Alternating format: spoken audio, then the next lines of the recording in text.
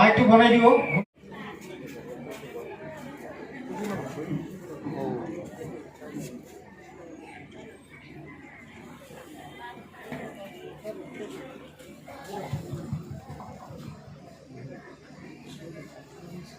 जों फरायनो खावलायबाय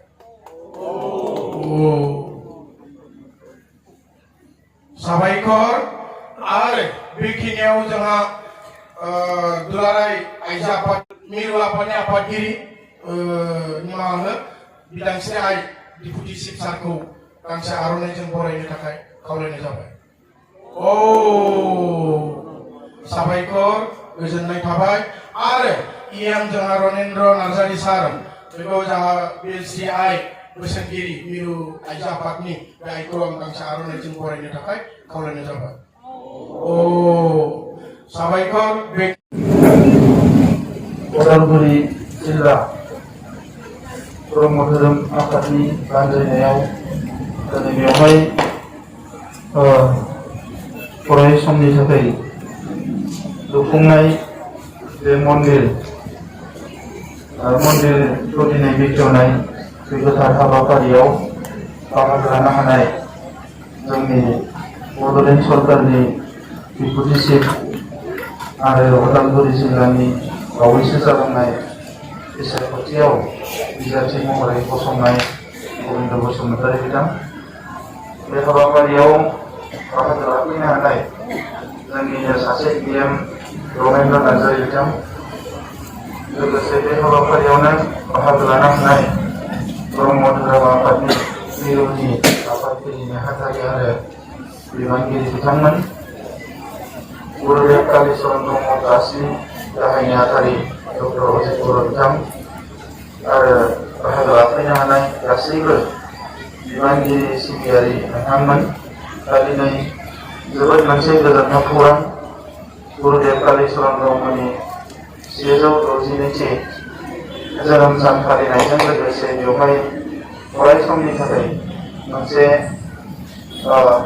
मन्दिर लुफुंनो हादों।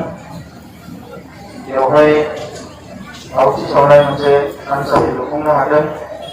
दा बेनि थाखाय आङो जाय बिथांमोना बेखौ लुफुंबाय बिथांमोननो गोसो गोरबोनि साबायखर बावदों आरो जाय बिथांमोना बेखौ लुफुंनायाव कन्ट्रिबिउसन होबाय बिथांमोननोबो आङो साबायखर बावदों।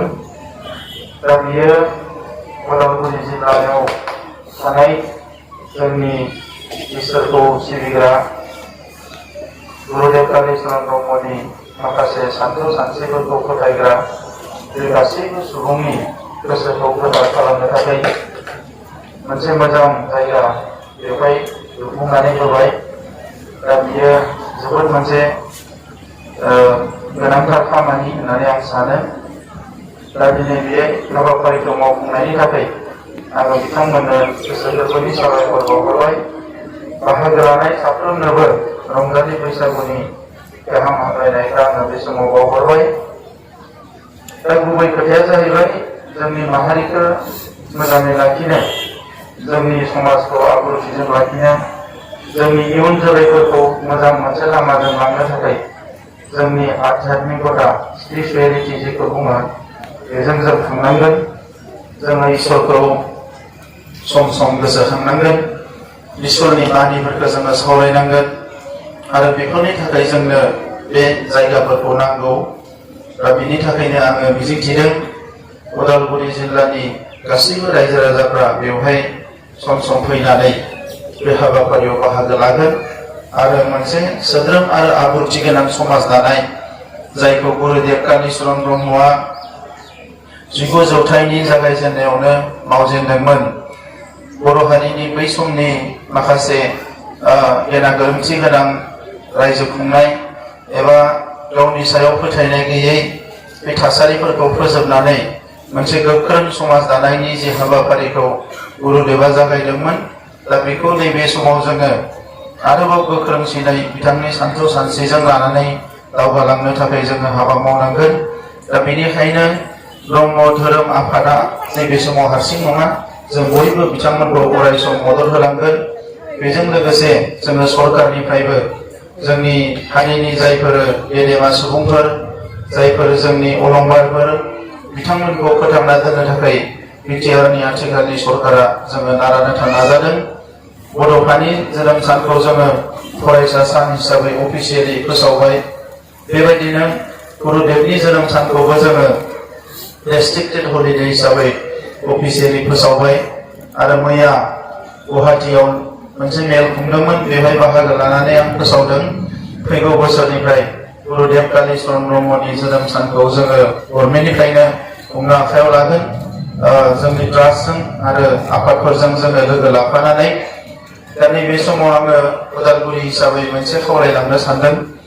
मैया दाख्लैनिफ्राय माखासे रिपर्ट आंनियाव फैबाय थादों। उदालगुरि जिल्लायावबो ड्राग्स जानायनि लाइमोनफोरनि ड्राग्स जानायनि अनजिमाया बांलांगासिनो दङ। क'क्राझाराव बांसिन, नाथाय उदालगुरियावबो जोबोद बारानिफ्राय बारा जालांदों। दा बेनिखायनो जोंनि थाखाय बेयो जोबोद मोनसे गिख्रंथाव थासारि।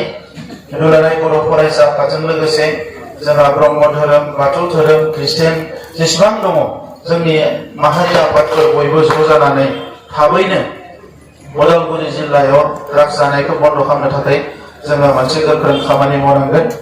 आरो दिनै जायफोर लाइमोना बेवहाय बाहागो लाफैदों, जोंहा ब्रह्म धोरोम सिबियारि जानानै आं बिथांमोनखौ खावलायदों जे बिथांमोना जाहाथे बयबो सांग्रां जायो आरो गावबा गावनि लोगोफोरखौ बयबो बुजायो। बेफोरबायदि गाज्रि खामानियाव रावबो थांनो नाङा, बेखौ जाहाथे बयबो बुजायलायो।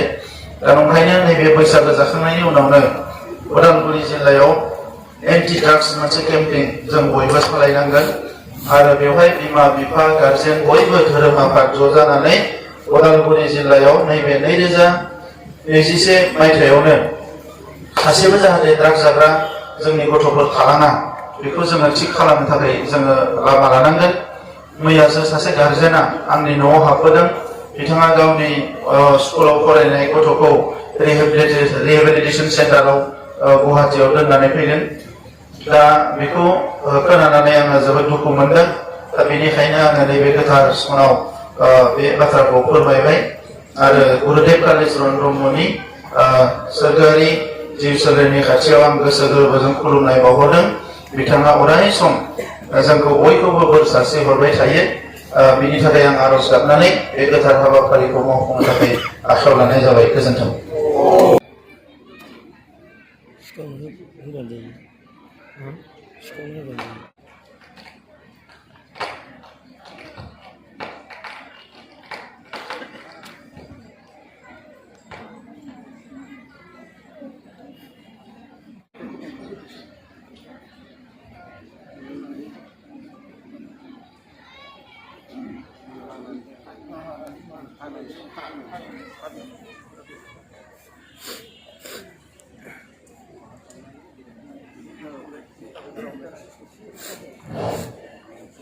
जि होगोन।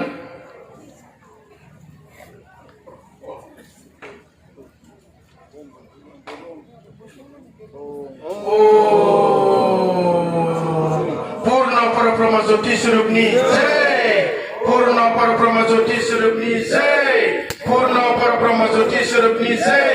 ओम सरासर ब्रह्मनि जय, ओम सरासर ब्रह्मनि जय, ओम सरासर ब्रह्मनि जय। ओम शांति ओम शांति।